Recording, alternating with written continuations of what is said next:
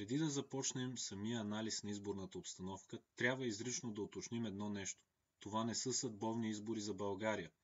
Бъдещето правителство, каквото и да е то, едва ли ще изкара повече от 2 години. Предстои мощна нестабилност, поява на още по-комични и долнопробни образи в българската политика и значително по-агресивни действия на турските и либералните партии. Като очаквано положително явление на тези избори е корабокрушението на ДОСТ.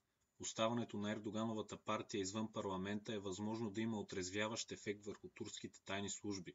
Те да разберат, че провеждането на националистически турска политика няма да донесе краткосрочни дивиденти и да се преориентират към проблемите си с Сирия, Ирак и Северен Кипър.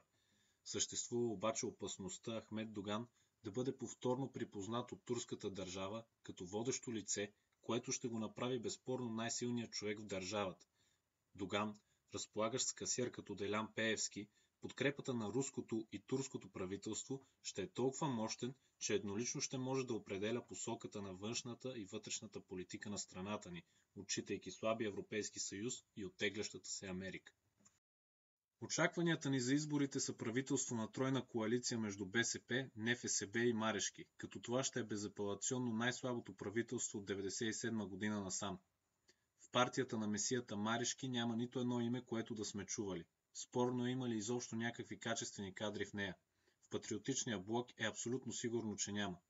Това ще е правителство с изключително кратък живот, отдаващ се на див популизъм, липса на каквато и да е стратегия за бъдещето, а като гледаме кадрите на БСП в икономиката, това ще е правителство на финансов застой.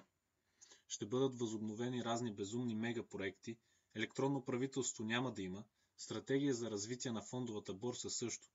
В най-общи линии очакваме първите 6 месеца да се правят ревизии на свършеното от ГЕРБ, да не се открие нищо, защото гербаджиите не падат от луната и знаят как да прикриват далаверите си.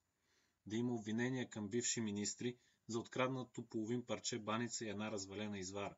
И разбира се, увеличение с 30 лева на пенсиите на бабите. В следващата една година ще бъдат възобновени АЕЦ Белене и сродни напълно ненужни проекти. Ще започнат първите протести. БСП няма да пуска властта, но ще са принудени да теглят някой заем или някоя куха банка ще замерише на марша и ще са принудени да си отидат от властта безславно. От цялата тази история ще пострада най-много национализмът, защото хората ще го асоциират еднозначно с шумния предстоящ провал на Волен Сидеров и компания. Големи победители в дългосрочен план ще са капсулираните ГЕРБ и най-вече Доган. Доган не е губил от политическо и социално явление от изборите на Иван Костов насам. Създавата се политическа ситуация не виждам и как може да изгуби. Практически цялата ни политическа класа е с 2 класи под него като качества и продажната й цена е десетки пъти по-ниска. Знаем, че този анализ идва малко в стил приказките на професор Иво Христов по вечеринките, но безспорен факт е, че качеството на политическия ни елит пада главоломно с всеки следващи избори. Преди 10 години хора като Бареков и Марешки щяха да будят само смях.